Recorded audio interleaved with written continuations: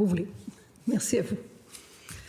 Alors, Monsieur le chef de l'opposition officielle, vous avez à nouveau 17 minutes 36 secondes. La parole est à vous. Merci beaucoup, Madame la Présidente. La commission Galland m'a posé une question sur le budget. Ça va coûter combien, ça? Je n'ai pas cette information-là. On va essayer de voir s'il y a un estimé qui a été fait. Ouais. Parfait, oui, si on pouvait l'avoir, si on l'a d'ici la fin de nos échanges. On ne sait pas. On sait jusqu'à 400 millions. OK. On parle d'un maximum de 4 à 5 millions. Maximum de 4 à 5.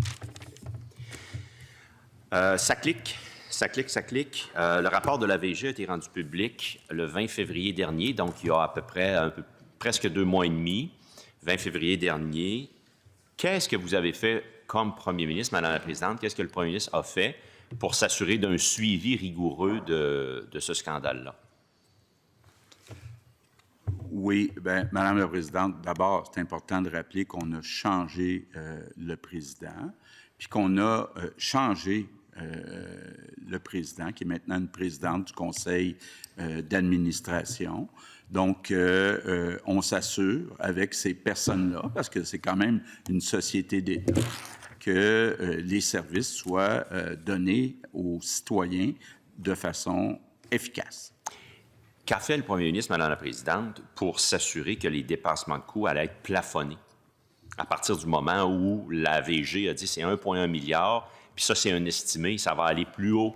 Qu'est-ce qu'il a exigé de ses ministres ou qu'est-ce qu'il a fait, lui, pour s'assurer qu'on ne va pas regarder le problème grossir de jour en jour, là? Oui. Bien, j'ai déjà eu l'occasion de dire au chef de l'opposition officielle qu'il devrait être prudent quand il parle d'un coût de développement de 1,1 milliard. Ce n'est pas la version des dirigeants de la SAAC. Et c'est le rôle, c'est le travail du commissaire Galland d'aller au fond des choses pour bien comprendre quel est le dépassement réel dans le projet SACLIC. Donc, le premier ministre a raison de dire que c'est la version des dirigeants de la SAAC, mais ce n'est pas la version de l'AVG. Donc, préfère-t-il croire les dirigeants de la SAAC plutôt que l'AVG? Bien, je préfère faire confiance au juge Galland qui va aller fouiller les deux versions puis de voir laquelle est la plus proche de la vérité. Pourquoi ça a pris l'AMP, l'Autorité des marchés publics, pour dire « faites une suspension du contrat, vous n'avez mis aucun garde-fou ». Pourquoi vous ne l'avez pas fait, vous? Bien, c'est d'abord nous qui avons demandé à faire affaire avec l'Autorité des marchés publics. C'est sûr que l'AMP a des pouvoirs qu'on n'a pas. Et il y a des discussions qui se poursuivent entre la direction de la SAAC et l'AMP pour voir si on applique ou non ce qui est proposé par l'AMP. Et, Madame la Présidente, à combien ses services, son gouvernement, estiment le coût du projet SACLIC? C'est la question, Madame la Présidente, là, qui va être fouillée par le juge Galland et son équipe. Donc, je vais attendre, moi, d'avoir le résultat et le rapport de la commission d'enquête publique avant de répondre à cette question-là. Mais le juge Galland n'est pas substitut à l'action du gouvernement qui est là de vérifier que chaque dollar est pleinement investi, là. Il y a des choses qui se payent, là, il y a des services qui se payent là, actuellement, là. Quel garde-fou le premier ministre s'est assuré de mettre en place pour ce qui se dépense dans SACLIC, que ça soit doublement vérifié par ses services?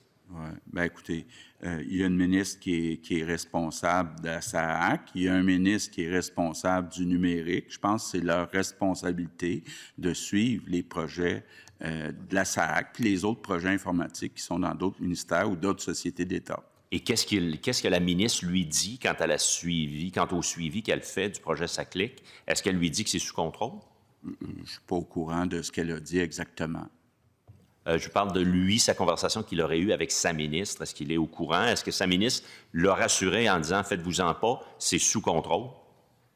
Bien, écoutez, je pense qu'elle a fait ce qu'il y avait à faire, puis elle continue de faire ce qu'il y avait à faire. Donc, je comprends que vous n'avez pas demandé à la ministre actuelle des Transports si le projet SACLIC qui continue dans l'avenir à évoluer, si c'était finalement sous contrôle. bien, c'est sa responsabilité de faire le suivi de tout ce qui se passe dans son ministère, dans les sociétés d'État qui sont en dessous d'elle. Donc, ça fait partie de son travail. OK, mais je vous ai posé, Mme la Présidente, j'ai posé énormément de questions au premier ministre là-dessus. Pourquoi? Pourquoi il n'a pas posé la question, Mme la Présidente? C'est important, tout le monde ne parle que de ça depuis les derniers mois. Bon, je sais que c'est un sujet dont parle beaucoup le chef de l'opposition officielle. Est-ce qu'on parle de ça dans tous les autobus au Québec? Bon, il faudra voir. Mais je pense que la ministre fait son travail et j'ai confiance en elle. Madame la Présidente, le premier ministre ne trouve-t-il pas qu'il fait très peu de cas d'un projet qui va coûter des centaines de millions, qui est hors de contrôle et qui n'a pas eu de conversation avec sa ministre quant à une prise de contrôle du fameux projet? Puis c'est pas Galland qui va regarder ça pour l'avenir, là. C'est elle qui gère. Bien, Madame la Présidente, on a demandé à l'AMP de regarder le dossier. Effectivement, il y a une commission d'enquête publique. On a changé la présidente du conseil d'administration. Puis Dominique Savoie, c'était la secrétaire générale du gouvernement. Donc, j'ai confiance en elle pour qu'elle s'assure que tout est bien fait. Puis Dominique Savoie est allée dire qu'elle n'était pas d'accord avec les conclusions de la VG. Comment le premier ministre a-t-il reçu ça? Bien, écoutez, ça vient justement peut-être renforcer l'importance d'avoir la commission d'enquête publique pour voir là, quelle est la vérité